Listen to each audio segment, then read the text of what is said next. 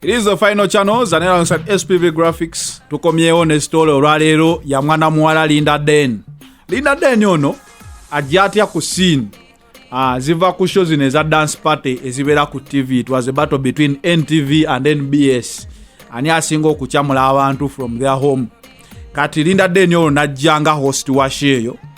Era Farida Nakazibwe namuyambako nyaawo okumuhayipinga omutuusa ku level ya Zahara Toto. Era ndowooza namusinga olw'ennyambala ye. Jukira Farida Nakazibwe yavayo n'agamba Linda Den ayambala ng'omuntu agula engoye mu bifo ebitegeerekeka. Ate Zahara Toto n'ayambala emivumba okuva mu Owino oba downtown. Kati no olwaleero story ziri ku blog ezisinga bakuba ennyambala ya mwana muwala ono. Bagamba ayitiriza nnyo okukyankalanya amaka gaabwe nti ebisambi bibeera nnyo ebweru. Ndi Linda Den kale wadde okola bulungi naye oyitiriza okwolesa ebisambi ebweru.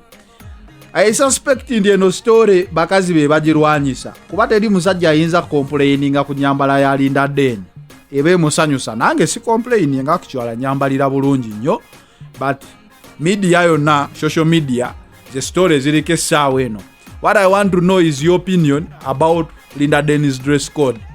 Gwe olaba yeyo oba sukali akendezeeko nga kasukali ddala kali waggulu nnyo. Kuteredde wano ebifaananyi bya Linda Den ebimu byendowooza nti nno ennyambala eyo abakazi gye bataagala. Kiki batidde competition kubanga kyenyinza okugamba Chosen Blood yavaayo awo n'agamba avudde ku Winnie Nuwaji kati ali ku Linda Den. Era ng'olaba ekintu Winnie Nuwaji kye yagirako okumufuula superstar nga bwali, I mean image wise, marketing image yali beauty kwe yayimirira ennyo bisambi kabina figa ebintu webityo. Kati ne Linda Den naye amanya amaanyi ge we gali. It is not the face n'ennyambala ye esuggesting ekyo, naye social media nkubulidde story eriko bagamba bannaye mwana muwala Thailand ng'agiyisa ku ngulu.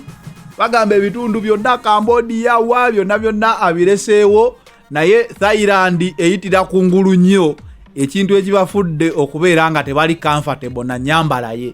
Kuba bannaye obeera mu nyumba olaba dance party ekiro, mwana nga abakuba Thailand ekisusse.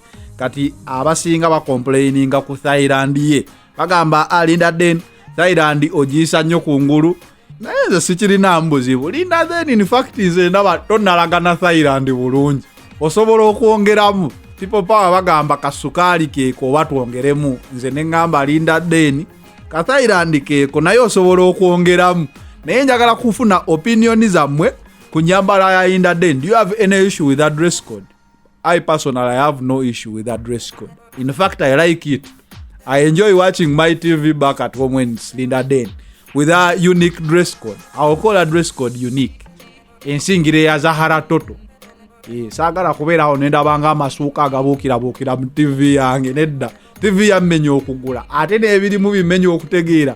Njagala ekintu nga kitunulira n'ekitegeererawo. It is the final channel, Zanera at SPV Graphics.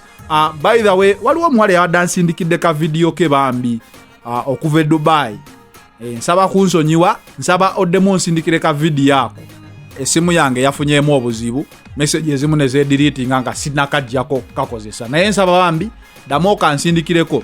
Gwe wenna alina video ng'oyagala oginsindikira ngiteeke ku final channel, nkusaba ogirecording nga tesukka 1 minute.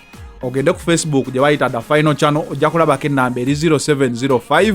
Enamba ezeeyongerayo zeezo obeere nga osobola okunsindikira ka video ako. Naye mwana muwala okuva e Dubai bambi nsaboddemu onsindikire ka video ako nsonyiwa. Sigamba nti no video yo saagirabyemu makulu nagyagadde nnyo naye ngenza okukebera essimu nga message ezimu zeederiitinze. It is the final channel, Zanera alongside SPV Graphics. I'm out for now.